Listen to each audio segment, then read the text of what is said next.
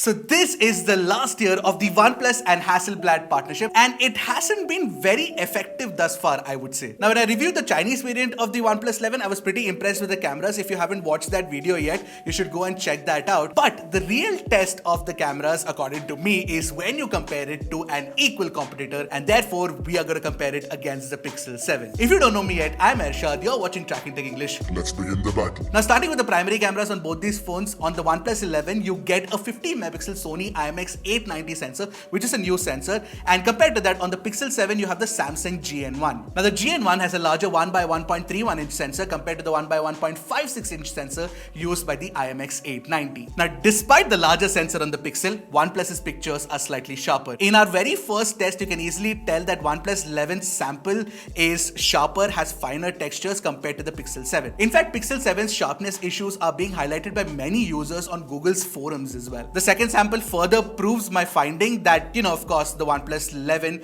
offers more details, whether it's the center or the corners. But the problem with the OnePlus 11 is that it struggles with the white balance. Primary camera in many situations shoots warmer images. Just look at the difference here. The warm cast creeps into the other warmer colors and makes it look kind of odd. Now you can fix the temperature slightly in post, but it doesn't intrinsically change the other color aberrations. Now if you're an amateur or a pro photographer, I would suggest using the Pro mode, which is actually very good on the OnePlus 11 for shooting pictures in RAW so that you can fix it better in post. But even with the JPEGs, you can do a little bit of correction on the warmness. By the way, the Pro mode on the OnePlus 11 is very flexible and it offers useful features like focus peaking as well. Now Pixel on the other hand gets the white balance spot on, but color reproduction is not perfect. For example, the color of the cushion cover is actually not the blue reproduced by the Pixel 7. The right color is actually captured by OnePlus 11 here. Now since colors can be manipulated in post and detail retention matters more, I decided to zoom in and I noticed that OnePlus 11 is again just much sharper. OnePlus's Sony sensor uses something called DOL HDR, which is supposed to be superior because it does HDR on the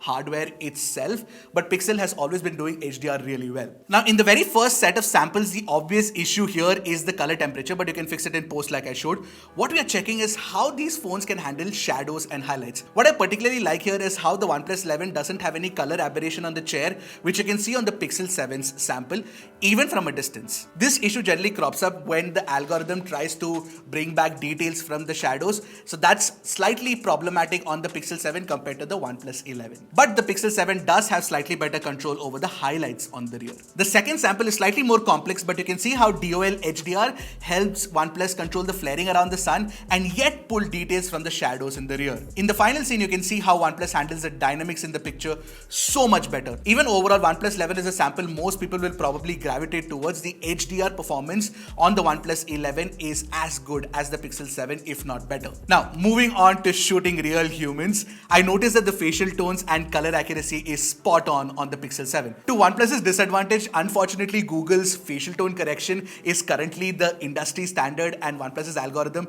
sort of cannot match up. Also, I noticed some color aberration and moire pattern in Saga's black attire. What OnePlus, however, gets right is the sharpness, which continues to be fantastic. It's not like the OnePlus 11 has captured a bad looking picture, but it loses out on some technicalities. Now, in the next HDR sample, yes, OnePlus is brighter and maintains details better, but do you see what it does to the face? It looks like the algorithm adds a special light just to, brighten up the face, just like you would do in a studio.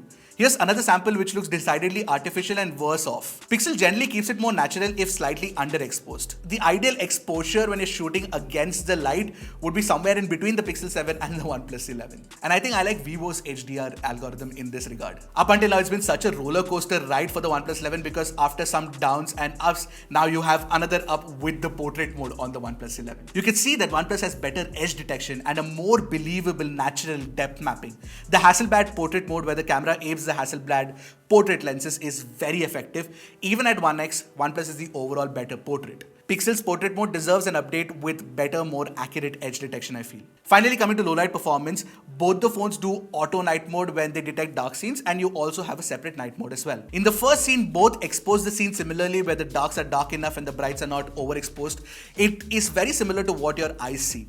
But when you look at the overall color cast of the image, OnePlus does a better job because you get that red cast on the Pixel. That's it, one look at the sky and you can tell how Pixel's low light processing is much better because it is cleaner and and offers better noise control compared to the OnePlus 11. In the second scene, color science on the Pixel is worse off. That apart, you can also tell that the OnePlus 11 is much sharper here. Sharpness-wise, OnePlus is clearly leading the game. The final scene that I shot further augments the point. Pixel peep, and you will be taken aback by how sharp OnePlus 11 is compared to the Pixel 7. And no, the Pixel 7 is not naturally sharp as Pixel stands would have you believe, because there are genuine problems that users have also been raising. By the talking about the Pixel 7, YouTube now gives us the option to actually add a product link down below. You should go check it out in case you're considering buying the phone for the great camera performance that it has. And while you're at it, if you haven't subscribed to our channel yet, please do it. It'll be great support for us. Unlike the issues with sharpness on the primary camera, the Pixel 7's ultra-wide is actually sharper than the OnePlus 11. And this is the 12 megapixel camera that Google has been perfecting for years.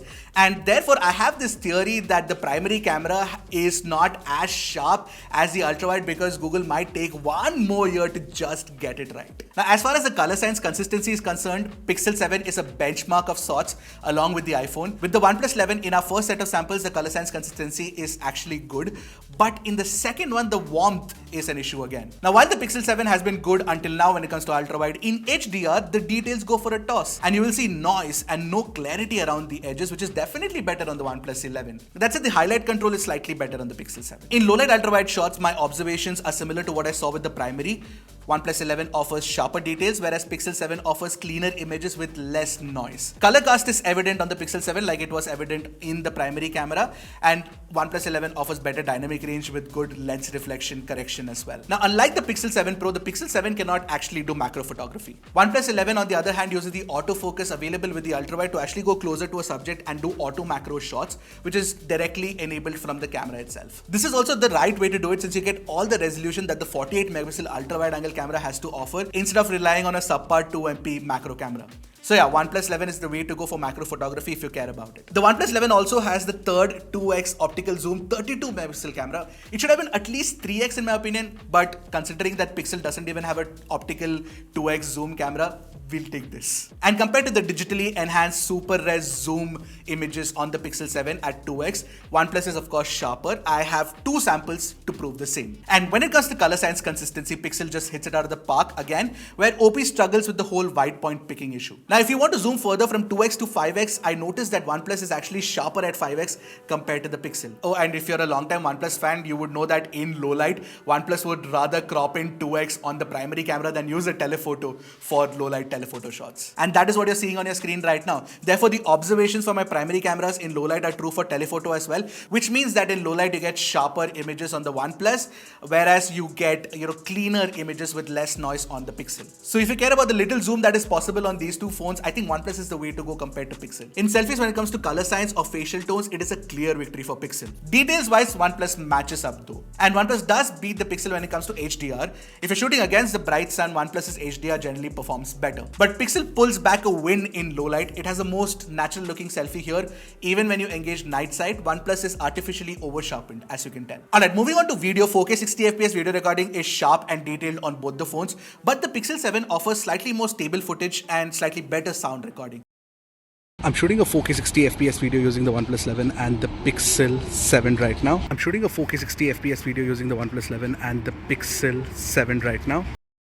Pixel 7 also has an active stabilization mode, which I compared against the ultra steady mode on the OnePlus. Pixel tops out at 30 FPS, but the quality and stabilization is so much better. There is no loss of details, which I could actually see in the OnePlus sample. In low light, both are equally good or bad depending on how you look at it. I saw focus hunting issues aplenty on the Pixel, but OnePlus had more noise but brighter footage, and you also get that AI video recording option for even brighter footage and even more noise. But in ultra wide angle video, despite the fact that Pixel can do 4K 60 FPS, I actually prefer the 4K 30 FPS quality of OnePlus because you get a wider field of view and the footage is not as warm as the Pixel. It looks very, very good. Although when you talk about selfie camera video recording, there is no doubt that Pixel 7 wins. That is because you get higher quality 4K 60 FPS video recording using the front camera on the Pixel as opposed to 1080p 30 FPS on OnePlus, which is definitely a letdown. Front camera video recording is clearly Pixel's win out here. Front camera video recording is clearly Pixel's win out here. Alright, now talking about additional features, OnePlus has more features in the camera app. You get tilt shift, X-pan, long exposure and dual view video as well. Pixel has a cinematic mode which is not as good as the iPhone, but the Pixel erase feature is of course very nicely done. You can activate this when you're post-processing it, but overall if you have to look at the laundry list of features available, OnePlus is better than Pixel. Now using and reviewing the OnePlus 11's cameras, I went through a roller coaster of emotions. There were so many good high points and they were so good that it made me forget the lows. In comparison, the Pixel 7 is a more consistent shooter, one that is not devoid of its flaws, but yeah, I mean the consistency is something that most people will appreciate. Just one software on the OnePlus 11 could change things completely, and I know that one is coming soon. The Hasselblad partnership is finally getting some things right, and I feel that OnePlus should extend it further to see where it goes beyond this as well. And all things considered, the OnePlus 11 in the past few years is probably one of the best cameras that we've had on a OnePlus phone till date. What do you folks think of the OnePlus 11's camera? Do you like the Pixel 7 better? Let's have a civil discussion below and understand what you thought of the pictures that we shot with the phones. And that's it from me. I'll see you guys in the next one. Until then, keep tracking and stay safe.